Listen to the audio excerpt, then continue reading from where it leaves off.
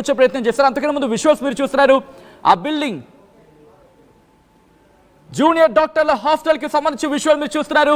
ఆ హాస్టల్ మీద కుప్పకూలిపోయింది విమానం. మీరు చూడొచ్చు ఇంజన్ భాగం కావచ్చు, లేకపోతే వాళ్ళు భోజనం చేస్తున్నారు. ఓ మై గాడ్, హృదయ విదారక దృశ్యాలు ఇవి, హృదయ విదారక దృశ్యాలు. నిజంగా ఆ వాళ్ళు భోజనం చేస్తున్న సందర్భంలో వెళ్ళి కుప్పకూలిపోయింది. మధ్యాహ్నం కరెక్ట్గా 1 గంట ప్రాంతంలో ఈ ప్రమాదం చోటు చేసుకోవడం. ఆ క్యాంటీన్లో వాళ్ళు ఉంటూ ఉండగా అక్కడ కూర్చున్న వాళ్ళ మీద అది పడిపోయింది. మీరు చూడొచ్చు, బిల్డింగ్ కుప్పకూలిపోయింది. వాళ్ళు భోజనం చేస్తూ ఉంటే బహుశా వాళ్ళు ఊహించి ఉండరు ఈ ఆఖరి ముద్దే అవుతుందేమో వాళ్ళ ప్రాణానికి అని చెప్పి.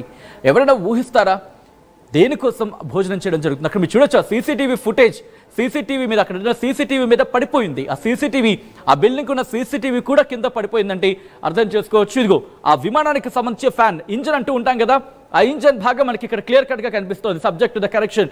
ఆ ఇంజన్ భాగం వచ్చి బిల్డింగ్ మీద పడిందంటే ఆ బిల్డింగ్ ఏ స్థాయిలో దెబ్బతిందో మీరు చూడొచ్చు. ఫ్యాన్ రెక్కలు విరిగి పడిపోయాయి. మరి ముఖ్యంగా ఆ సీలింగ్ కుప్పకూలిపోయింది. కేవలం అక్కడికి కాదు, ఆ పరిసర ప్రాంతాల మీద. ఊహించండి, మీరు నేను ఉన్న బిల్డింగ్ మీద ఒక్కసారిగా పైనుంచి వెళుతున్న విమానం కింద మన నెత్తి మీద పడిందో అనుకుందాం, లేకపోతే మన బిల్డింగ్ మీద పడిందో అనుకుందాం. ఎలా ఉంటుంది? ఎంత భయానకరంగా ఉంటుంది, ఎంత బీభత్సంగా ఉంటుంది. ప్రస్తుతం ఇదే పరిస్థితి అక్కడ ఉంది. ఇది ఈ ఘటనకు కారణం ఎవరు? దీని వెనకాల ఏమైనా ఉగ్ర కుట్ర ఉందా? ఈ ఘటనకు సంబంధించి కారకులు ఎవరై ఉండొచ్చు? దీని వెనకాల అంటే ఎవరైనా ఉగ్ర కుట్ర, లేకపోతే కుట్ర కోణం ఏమైనా ఉందా? సాధారణంగా అన్ని పరీక్షలు జరిగిన తర్వాత టేక్ ఆఫ్ జరుగుతూ ఉంటుంది. కానీ ఇదిలా జరగడానికి కారణం ఏంటి? ఎందుకంటే మీరు చూస్తే కనుక ఆ ఇంజిన్ భాగం వచ్చి పూర్తిగా దాని మీద పడిపోయింది, అక్కడ హాస్టల్ మీద పడిపోయింది. 200కు పైగా 300 మంది, సుమారుగా 240 మంది, 240 మంది ఇటు ప్రయాణికులతో కలిపి అంతమంది ప్రయాణికులు దాంట్లో ఉన్నారు. క్రూతో కలుపుకుంటే సుమారు 240గా మాట్లాడుకుంటున్న సందర్భం. సో ఇంతమంది ప్రయాణిస్తున్న ఒక విమానం ఎలా కుప్పకూలిపోతుంది? ఇదే ప్రస్తుతం అందరికీ ఆందోళనగా మారింది. మా టీం ఎప్పటికప్పుడు మీ ముందు అందరికన్నా ముందుగా సమాచారం మీ ముందుంచే ప్రయత్నం చేస్తుంది. ఎందుకంటే ఈ ప్రమాదం దేశవ్యాప్తంగా సంచలనంగా మారింది. అక్కడ విజువల్స్ మీరు చూస్తున్నారు. This is the disturbing content, viewer description is advised. ఈ కథను మిమ్మల్ని కాస్త కలవరపరచచ్చు, దీనికి సంబంధించి జాగ్రత్తలు తీసుకోవాలని ఆర్టీవీ సూచించడం జరుగుతోంది. This is the disturbing visual and this is the disturbing content, viewer description is advised. ఒక్కసారి retired wing commander Shyam Prasad గారి దగ్గరికి వెళ్ళే ప్రయత్నం చేస్తాను. శ్యామ్ ప్రసాద్ గారిని ఇందాక నేను క్వశ్చన్ అడుగుతూ చెప్పుకొచ్చిన పరిస్థితి, క్వశ్చన్ వస్తూ మళ్ళీ ఆయన దగ్గర నేను బ్యాక్ టు సబ్జెక్ట్ రావడం జరిగింది. ఒకసారి మళ్ళీ నేను శ్యామ్ ప్రసాద్ గారి దగ్గరికి వెళ్ళే ప్రయత్నం చేస్తాను. శ్యామ్ ప్రసాద్ గారు, ఈ ప్రమాదం అంటే ఒక విమానం టేక్ ఆఫ్ అయిన తర్వాత సేఫ్గా ల్యాండ్ అవ్వడానికి అవకాశాలను చూసుకొని, లేకపోతే ఆ సివియారిటీని తగ్గించేందుకు పైలట్ సేఫ్ ల్యాండింగ్ చేస్తూ ఉంటారు, లేకపోతే ఎటు కాకపోయినా సముద్రం మీద తీసుకొని ల్యాండ్ చేస్తారు అంటూ కూడా. బట్ ఈ ఘటనకు సంబంధించి ఎటువంటి ఆప్షన్ మిగలేదు అనుకోవాలండి పరిణామాలు బట్టి చూస్తూ ఉంటే? అంటే ఇప్పుడు టేక్ ఆఫ్ కాగానే ల్యాండ్ ఆయనకి ప్రాబ్లం అనిపించింది, ఏదో ఇంజిన్ లో ప్రాబ్లం అయింది, ఏదో బాడీ హిట్ అయింది. సో ఇమ్మీడియట్ గా తను స్పీడ్ తగ్గించి ల్యాండ్ ఆయన ప్రయత్నిస్తాడని మాత్రం క్లియర్ గా తెలుస్తోంది. ప్లస్ ఇంజన్ భాగంలో మొత్తం ఫ్యూల్ అది ఉండడం వల్ల, మంటలు ఫ్లేమ్స్ రేగడం వల్ల తను మీరు అన్నట్టు నిర్మానుష ప్రాంతంలో అన్నా ల్యాండ్ చేయాలి, లేదా ఎంతవరకైనా ప్రాణ నష్టం, ఆస్తి నష్టం తగ్గించాలనే ప్రయత్నంలోనే ఉన్నాడు. కానీ ఆ సిచ్యువేషన్ ఎలా ఉంటుందంటే, అంత బరువైన విమానం గ్రావిటీకి వ్యతిరేకంగా ఆపోజిట్ డైరెక్షన్ లో వెళ్ళడం, ఇవన్నీ జరగడం వల్ల ఉన్నట్టుండి అక్కడ అంత నష్టం జరగాల్సి వచ్చింది. మీరు చెప్పిన నంబర్స్ ప్రకారం కింద బిల్డింగ్ లో ఉన్న వాళ్ళు కానీ, అక్కడ ఉన్న ప్యాసింజర్లు కానీ. ప్లస్ ఇంకో మెయిన్ ఇంపార్టెంట్ విషయం ఏంటంటే, పైలట్ ఎర్రర్ అని అంటాం మనం, పైలట్ తప్పిదం అని. పైలట్ ఎర్రర్ లో కూడా చాలా రకాలు ఉంటాయి. ఎర్రర్ ఆఫ్ జడ్జిమెంట్ అయిందా, లేకపోతే స్లో రియాక్షన్ అయిందా, ఫాస్ట్ రియాక్షన్ అయిందా, ఇంకా ఎక్కువ డ్యామేజ్ జరగకుండా చూసారా? మీరు అన్నారు కదా ఇంకొక కుట్ర కోణం కూడా ఉందా? కుట్ర కోణంలో ఉంటే ఇప్పుడు ఒక కెప్టెన్ అనేవాడు ఉంటాడు, ఒక కో పైలట్ కూడా ఉంటాడు. వీళ్ళందరూ కలిసి సమిష్టిగా తీసుకున్న నిర్ణయం అది. ఇవన్నీ బయటపడాలంటే మనకు బ్లాక్ బాక్స్ కావాలి. ఎగ్జాక్ట్ గా రైట్. శ్యామ్ ప్రసాద్ గారు, నేను ఇందాకలే అన్నాను రైట్. శ్యామ్ ప్రసాద్ గారు, ఆల్రైట్, ఒక్కసారి మీరు లైన్లో ఉండండి. ఒక ఇంట్రెస్టింగ్ పాయింట్ మీరు టచ్ చేశారు, వచ్చే ప్రయత్నం చేస్తారు. అంతకన్నా ముందు ఈ ఘటనకు సంబంధించి పోలీసులు రియాక్ట్ అయ్యారు. పోలీసుల రియాక్షన్ చూద్దాం.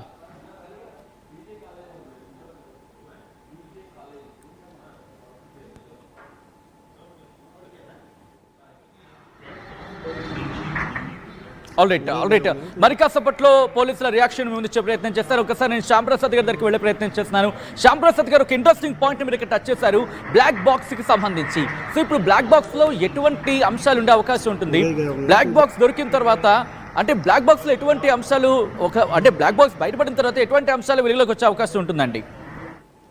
దీన్ని కాక్పిట్ వాయిస్ డేటా రికార్డర్ అంటారు. వాయిస్ రికార్డ్ అవుతుంది, డేటా రికార్డ్ అవుతుంది. అంటే ఎలివేషన్, విమానం ఎంత ఎత్తులో ప్రయాణిస్తోంది, ఎంత స్పీడ్ లో ప్రయాణిస్తోంది, దాని టెక్నికల్ పారామీటర్స్ ప్రకారం ఆ ఎత్తుకు చేరిందా లేదా, ఎందుకు చేరింది, చేరకపోతే ఎందుకు చేరలేదు, చేరేటప్పుడు పైలట్ ఏటీసీ మధ్య ఏ చర్చలు జరిగాయి, ఇవన్నీ కూడా నిక్షిప్తంగా అర్థమవుతుంది. సో ఎయిర్ క్రాఫ్ట్ ఇన్వెస్టిగేషన్ అనగానే, ఎయిర్ క్రాఫ్ట్ యాక్సిడెంట్ అనగానే మూడు సిబ్బంది విభాగాలు వెంటనే వెళ్ళిపోతాయి. ఒకటి ప్రయాణికులను రక్షించడానికి, రెండు ఎయిర్ క్రాఫ్ట్ అక్కడ సరౌండింగ్స్ అంతా సెక్యూరిటీ చేయడానికి, మూడోది మోస్ట్ ఇంపార్టెంట్ ఇది బ్లాక్ బాక్స్ ని పట్టుకోవడానికి. దాంట్లో ఉన్న రహస్యాలన్నీ నిగూఢమై ఉంటాయి. అసలు ఏం జరిగింది, కుట్రకోణం జరిగిందా, బర్డ్ హిట్ జరిగిందా, ఇంజిన్ ఫెయిల్యూర్ జరిగిందా, పైలట్ ఎర్రర్ జరిగిందా, ఇవన్నీ కూడా దాంట్లో ఉంటాయి. ఇవన్నీ కూడా డీటెయిల్డ్ ఇన్వెస్టిగేషన్ ఎనాలిసిస్ జరిగిన తర్వాత మాత్రమే చెప్పగలం. కానీ మనందరం జనరల్ గా ప్రయాణిస్తూ ఉంటాం కాబట్టి మనకు అన్ని చెక్స్ అండ్ బ్యాలెన్సెస్ అన్ని తెలుసు కాబట్టి ఇంత పెద్ద ఎత్తులో జరిగింది అంటే దీన్ని చాలా క్షుణ్ణంగా అబ్జర్వ్ ఎందుకంటే మన భద్రతకి, మన రెప్యుటేషన్ కి సంబంధించిన విషయం ఇది. ఒక మాజీ ముఖ్యమంత్రి అని కూడా కాదు, ఎవ్రీ ప్యాసింజర్, ఒక ఫారినర్స్ కానీ, మీరు చూపించినట్టు 53 మంది బ్రిటిషర్స్ పౌరులు కానీ, ఇది మన మొత్తం విమానయాన పౌర సంస్థ మీద కూడా ఒక పెద్ద రెస్పెక్ట్ క్వశ్చన్ మార్క్ అవుతుంది. అవును రైట్. ఒక్కసారి మీరు లైన్లో ప్రయత్నం చేయండి. ఈ అంశానికి సంబంధించి పోలీసులు కూడా రియాక్ట్ అయ్యారు. ఒకసారి పోలీసులు ఏమంటున్నారో చూద్దాం ఈ ఘటనకు సంబంధించి. 70% एरिया हमने क्लियर कर लिया, बाकी आने समय हम लोग क्लियर कर लेंगे. मैं सभी मीडिया के मित्रों से रिक्वेस्ट करता हूं, सभी हमसे सहयोग करें. जितनी पुलिस, उसके अलावा जितनी भी agency, army, BSF, CISF, corporation, collector office के सभी स्टाफ, सभी ये काम में लगे हुए हैं. प्लीज हमसे सहयोग करिए और थोड़ी सी हमारे लिए जगह बना के रखिए ताकि हम एम्बुलेंस को ग्रीन कॉरिडोर बना के हॉस्पिटल तक पहुंचा सकें. पता चला कि 223 जितने पैसेंजर थे, यहाँ पे जिस बिल्डिंग के ऊपर गिरी है वो डॉक्टर्स का हॉस्टल है.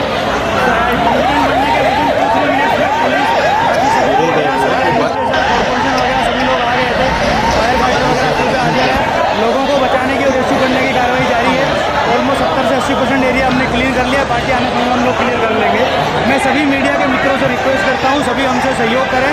जितनी पुलिस, उसके अलावा जितनी भी agency, army, BSF, CISF. Right, అది పోలీసులు చెబుతున్న మాట. మరి ముఖ్యంగా ఈ ఘటనకు సంబంధించి అక్కడ ఎటువంటి పరిస్థితులు ఉన్నాయి, ఎటువంటి రెస్క్యూ ఆపరేషన్స్ జరుగుతున్నాయి, వాళ్ళని కూడా వివరించుకుంటూ వస్తున్నారు. దాంతోపాటు అక్కడ విజువల్స్ మీరు చూడొచ్చు. ఆ హాస్టల్, ఆ డాక్టర్స్, జూనియర్ డాక్టర్స్ ఉండే హాస్టల్ మీద ఆ కుప్పకూలిపోయింది విమానం. ఈ నేపథ్యంలో బిల్డింగ్ ధ్వంసమైంది, ఆ సీలింగ్ కుప్పకూలిపోయింది, దాంట్లో ఉన్న విద్యార్థులకి గాయాలయ్యాయి. ఆ సీలింగ్కి ఎప్పుడైతే కుప్పకూలిపోయిందో అక్కడ విద్యార్థులు మరికొంతమంది అక్కడికక్కడే తీవ్ర గాయాలయ్యే వాళ్ళకి వెంటనే సమీప హాస్పిటల్కి తరలించి చికిత్స అందించడం జరుగుతోంది. 20 మంది జూనియర్ డాక్టర్లు ఈ ఘటనలో మరణించినట్టుగా అక్కడ ప్రస్తుతం అంటే జాతీయ మీడియా కథనాలు చెప్తున్నాయంటే అర్థం చేసుకోవచ్చు. దాంతోపాటు ప్రస్తుతం ఈ ఘటన యావత్ దేశాన్ని కలిచివేస్తుంది. కారణం ఇది కేవలం మన పౌర విమానయానానికి సంబంధించి పౌర విమానయానాన్ని ఒక ప్రశ్నను సంధించింది. అసలు ఈ ఘటన ఎలా జరిగింది? చెక్స్ అండ్ బ్యాలెన్సెస్కి సంబంధించి మాట్లాడుకుంటున్నాం. చెక్స్ అండ్ బ్యాలెన్సెస్కి సంబంధించి ప్రశ్న ఉత్పన్నమవుతోంది. కొద్దిసేపటి క్రితం శ్యామ్ ప్రసాద్ గారు అన్నట్టుగా ఇక్కడ స్టాండర్డ్ ఆపరేషనల్ ప్రొసీజర్ గురించి, స్టాండర్డ్ ఆపరేషనల్ ప్రొసీజర్ ఉంటుంది. ఎంత స్ట్రాంగ్గా ఉంటుందంటే ఎక్కడ తీసిన వస్తువు అక్కడే ఉండాలి, అంత కఠినంగా ఉంటుంది. ఎక్కడ కూడా ఇసువంత కూడా నెగ్లిజెన్సీ ఉండకూడదు. ఇసువంత కూడా నెగ్లిజెన్సీ లేకుండా అది అక్కడ ఉందంటే అక్కడ అలా ఉండాల్సిందే. చిన్న గీత కదా, నో, అటువంటి అవకాశాలు ఉండవు. సో ఈ నేపథ్యంలోని నిజంగా అలాగే ఉంటుందా, లేకపోతే ఎక్కడైనా అలసత్వం జరుగుతుందా? ఒకవేళ అలసత్వం జరిగితే కనుక ఎటువంటి సందర్భాల్లో లైట్ అంటూ కూడా మాట్లాడుకునే సందర్భం, అన్ని కూడా తెలుసుకునే ప్రయత్నం చేద్దాం. విజువల్స్ మీరు చూస్తున్నారు. ఆ కాలేజ్ లోపల బీజే మెడికల్ కాలేజ్ మీద కుప్పకూలిపోయింది విమానం. ప్రస్తుతం అక్కడ విజువల్స్ మీరు చూస్తున్నారు. అక్కడికి రెస్క్యూ సిబ్బంది అక్కడికి చేరుకుని రెస్క్యూ ఆపరేషన్స్ లో పాల్పంచుకుంటున్నారు. అక్కడ విద్యార్థులు మీరు చూడొచ్చు. ఈ విషయంలో మీకు అర్థమవుతుంది, విద్యార్థులు అక్కడ ఉన్న వాళ్ళందరూ కూడా వాళ్ళకి సహాయం అందిస్తున్నారు, రెస్క్యూ ఆపరేషన్ కి సాయం చేస్తున్నారు, రెస్క్యూ సిబ్బందికి వాళ్ళు కూడా సాయం అందించడం జరుగుతోంది. మరి ముఖ్యంగా ఇది నాకు తెలిసి 3 అంతస్తుల బిల్డింగ్ అనుకుంటా, 3-4 అంతస్తుల బిల్డింగ్ అయితే మాత్రం క్లియర్ కట్ గా మనకు అనిపిస్తోంది. ఆ బిల్డింగ్ మీద కుప్పకూలిపోయిన వెంటనే ఆ శిథిలాలు సాధారణంగా పైన కుప్పకూలిపోయిన తర్వాత శిథిలాల కిందకు వెళ్ళి మరికొంతమందికి తీవ్ర గాయాలయ్యాయి, మరికొంతమందికి ఇబ్బంది అయింది. వెంటనే వారిని సమీప హాస్పిటల్కి తరలించడం జరిగింది. అక్కడికి చేరుకుంది సహాయక సిబ్బంది అక్కడికి చేరుకుని వాళ్ళని కాపాడే ప్రయత్నం చేస్తోంది.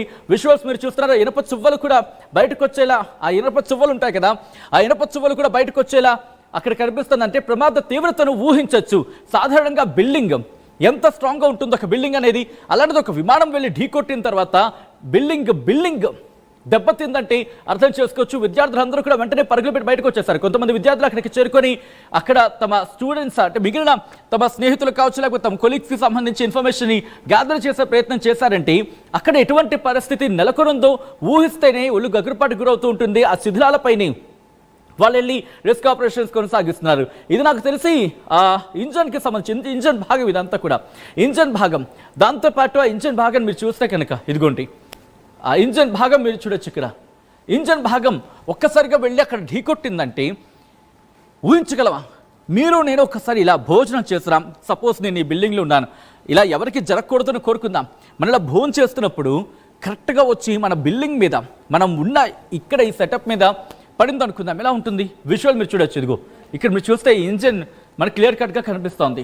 అంటే వెళుతున్న క్రమంలో మనం మాట్లాడుకున్నట్టుగా వెనకాల నుంచి వచ్చి ఢీకొట్టేసింది. ఒక్కసారిగా పరిస్థితి మారిపోయిందంటే అక్కడ పరిస్థితి మనకి అర్థం చేసుకోవచ్చు. దాంతోపాటు మీరు చూడొచ్చు ప్లేట్లు, ఖాళీ ప్లేట్లు, పాపం వాళ్ళు అక్కడ ఆ రొట్టి మనకు కనిపిస్తోంది. దాంతోపాటు కర్రీస్ అలా దాంట్లో వేసుకొని కూర్చొని కొంతమంది అప్పుడే భోజనానికి కూర్చుంది. ఇక ఖాళీ ప్లేట్లు మనకు కనిపిస్తాయి. కొంతమంది భోజనం అయింది, కొంతమంది భోజనానికి కూర్చున్నారు, కొంతమంది భోజనం మధ్యలోనే పరుగులు పెట్టిన పరిస్థితి ఉంది, కొంతమంది వాటర్ బాటిల్ తెచ్చుకున్న వాళ్ళు ఉన్నారు. సో ఇక్కడ మీరు చూస్తే అర్థమవుతుంది పరిస్థితి.